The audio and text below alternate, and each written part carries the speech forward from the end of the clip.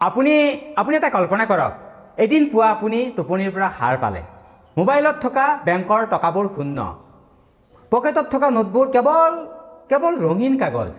এটিএমে কাম নকৰে, বেংক বন্ধ, অনলাইন পে'মেণ্ট সম্পূৰ্ণ অচল, ফোনপে' গুগল পে' একোৱেই নচলে।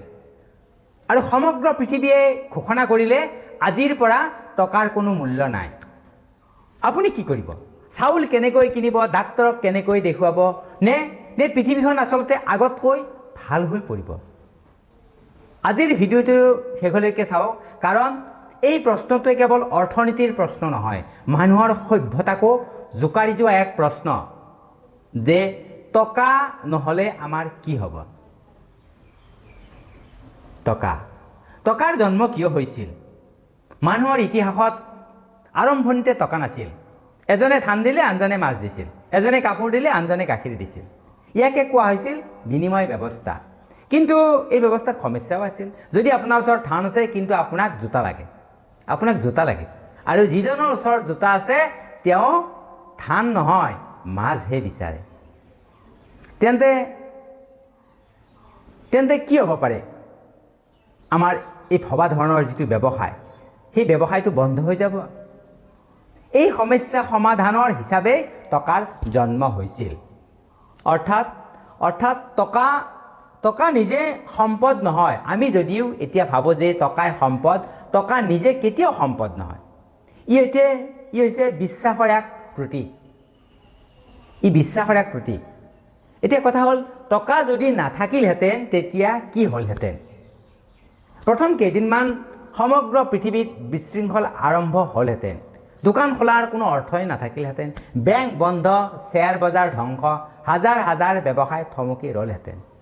মানুহে প্ৰথমবাৰৰ বাবে বুজিলেহেঁতেন আমাৰ দৈনন্দিন জীৱনটো টকাৰ ওপৰত কিমান নিৰ্ভৰশীল। কিন্তু এতিয়া এটা ডাঙৰ প্ৰশ্নটো হ'ল, টকা নাথাকিলেও, আমাৰ হাতত যদি টকা নাথাকে বা পৃথিৱীত যদি ক'তেও টকা নাথাকিলেও খেতিত ধান গজিবনে? নিশ্চয় গজিব। গৰুৱে গাখীৰ দিবনে? নিশ্চয় দিব। সূৰ্য ৰাতিপুৱাই পূব দিশত উঠিবনে? নিশ্চয় উঠিব। মানুহে বাৰু যিকোনো কাম কৰিব পাৰিবনে? ঠেলা চলোৱা, গাড়ী চলোৱা, কাৰোবাৰ ঘৰত কাম কৰা, অফিচৰ কাম সকলো কৰিব পাৰিবনে? নিশ্চয় পাৰিব। অৰ্থাৎ পৃথিৱীৰ আচল সম্পদবোৰ কি জানে? এতিয়া অনুভৱ কৰক। পৃথিৱীৰ আচল সম্পদবোৰ হ'ল মাটি, পানী, খাদ্য, জ্ঞান, দক্ষতা আৰু মানুহ। প্ৰকৃত সম্পদ এইবোৰহে। টকা কেৱল এইবোৰ বিনিময় কৰাৰ এক মাধ্যম, হয়নে নহয়? এবাৰ ভাবক, পৃথিৱীখন এই টকা নহ'লে ভাল হ'লহেঁতেননে? এই প্ৰশ্নৰ উত্তৰ সহজ নহয়। হয়তো যদি টকা নাথাকিলহেঁতেন তেতিয়া হয়তো দুৰ্নীতি কিছু পৰিমাণে কমিলহেঁতেন, বা আমি যিটো ঘোচ দিয়া বুলি কওঁ, ঘোচৰ মূল্যই নাথাকিলহেঁতেন, আৰু হয়তো ধনী দুখীয়াৰ পাৰ্থক্য কমি গ'লহেঁতেন।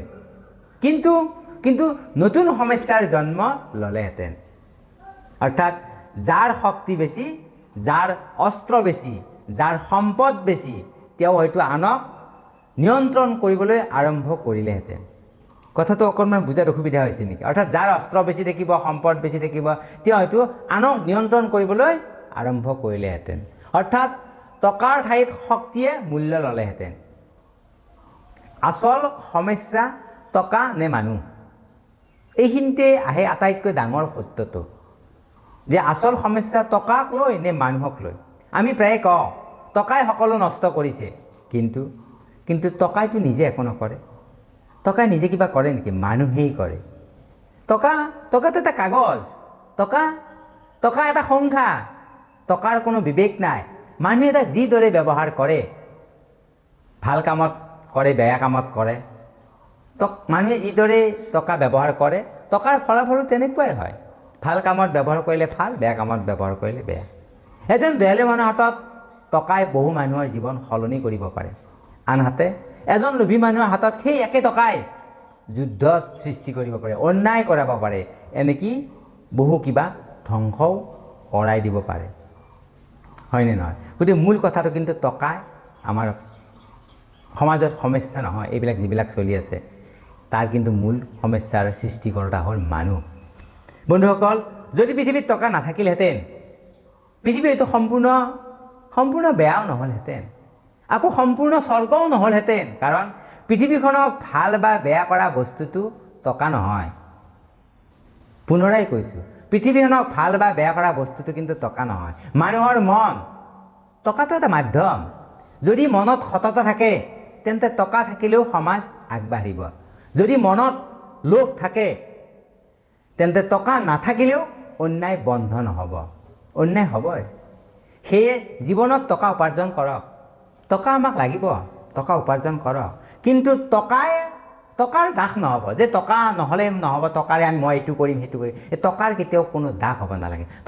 টকা আপোনাৰ হাতত থাকক, কিন্তু টকা আপোনাৰ মনত থাকিব নালাগে যে মই ইমান টকাৰ অধিকাৰী। মনত যদি আপোনাৰ টকা সোমাইছে তেতিয়াহ'লে মোৰ ক'বলগীয়া একো নাই। যদি এই চিন্তাটোৱে আপোনাক অলপো ভাবিবলৈ বাধ্য কৰাইছে তেন্তে ভিডিঅ'টো লাইক কৰক, শ্বেয়াৰ কৰক, কমেণ্ট কৰক। টকা যদি নাথাকিলহেঁতেন পৃথিৱী ভাল হ'লহেঁতেন নে বেয়া হ'লহেঁতেন? এনেধৰণৰ গভীৰ আৰু চিন্তনীয় ভিডিঅ' নিয়মীয়াকৈ চাবলৈ চেনেলটো মোৰ ছাবস্ক্ৰাইব কৰি বেল আইকনটো অন কৰি ৰাখিব। আজিলৈ এৰিলোঁ, পুনৰ আপোনালোকক লগ পাম আৰু সেই আশা ৰাখিয়ে পুনৰ আপোনালোক সকলোকে নমস্কাৰ।